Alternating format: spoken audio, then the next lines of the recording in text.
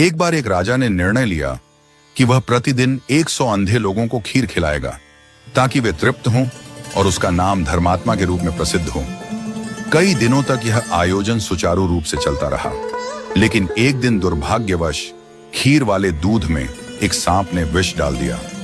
परिणाम स्वरूप खीर खाने से सभी 100 अंधे लोग मर गए। इस भयानक घटना से राजा अत्यंत दुखी हो गया। उसे लगने लगा कि 100 निर्दोष लोगों की मृत्यु का पाप अब उसके सिर पर है। पाप से मुक्ति की तलाश में उसने अपना राज्य छोड़कर जंगल में जाकर तपस्या करने का निर्णय लिया। जंगल की ओर बढ़ते हुए राजा एक छोटे से गांव में पहुंचा। वहां उसने चौपाल पर बैठे लोगों से पूछा, क्या इस गांव में कोई भक्त परिवार है जहां मैं एक रात के लिए ठहर सकता हूं?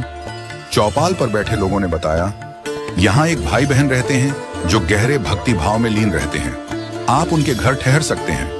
राजा उस भाई बहन के घर गया और वे दोनों उसे बड़े आदर से अपने घर ले गए। अगली सुबह जब राजा उठा तो देखा कि लड़की ध्यान में लीन थी। सामान्यतः वह सूरज उगने से पहले ही ध्यान समाप्त कर लिया करती थी, लेकिन इस बार वह काफी देर तक ध्यान मग्न रही। जब लड़की ध्यान से उठी तो उसके भाई ने कहा, बहन, आज तू इतनी देर तक ध्यान में क्यों रही? हमारे घर एक मेहमान आया है, उसे जल्दी जाना है, तुम्हें ध्यान से जल्दी उठ जाना चाहिए था। लड़की ने जवाब दिया, भैया, ऊपर धर्मराज एक उलझन में थे, उन्हें एक कठिन फैसला लेना था, इसलिए मैं देर तक ध्यान में रुकी रही ताकि वह निर्णय सुन सकूं। भाई ने जिज्ञासा पूर्वक पूछा, ऐसा क्या मामला था?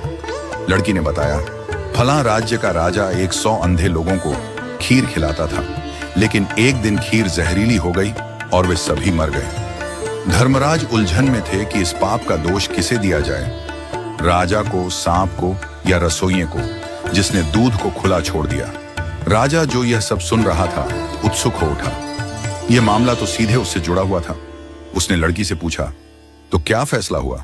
लड़की ने कहा, अब तक कोई फैसला नहीं हो पाया था।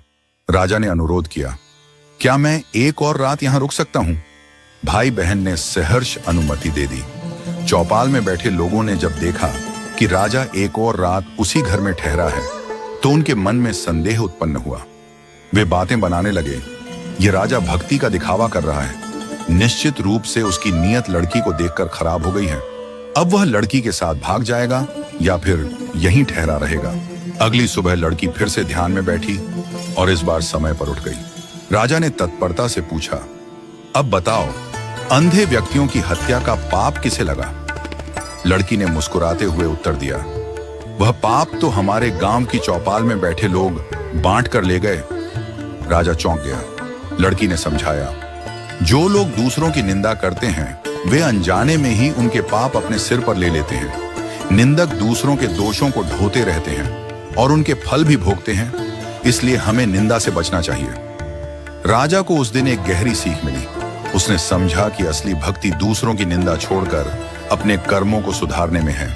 उसने अपने राज्य लौटकर अपने कर्मों का प्रायश्चित करने का निश्चय किया। इस कहानी से हमें यह शिक्षा मिलती है कि हमें दूसरों की निंदा से बचना चाहिए, क्योंकि निंदा करने से हम अनजाने में उनके पाप अपने सिर पर ले लेते हैं। हर किसी को अपने कर्मों पर ध्यान देना चाहिए और सदैव भक्ति और परोपकार के मार्ग पर चलना चाहिए।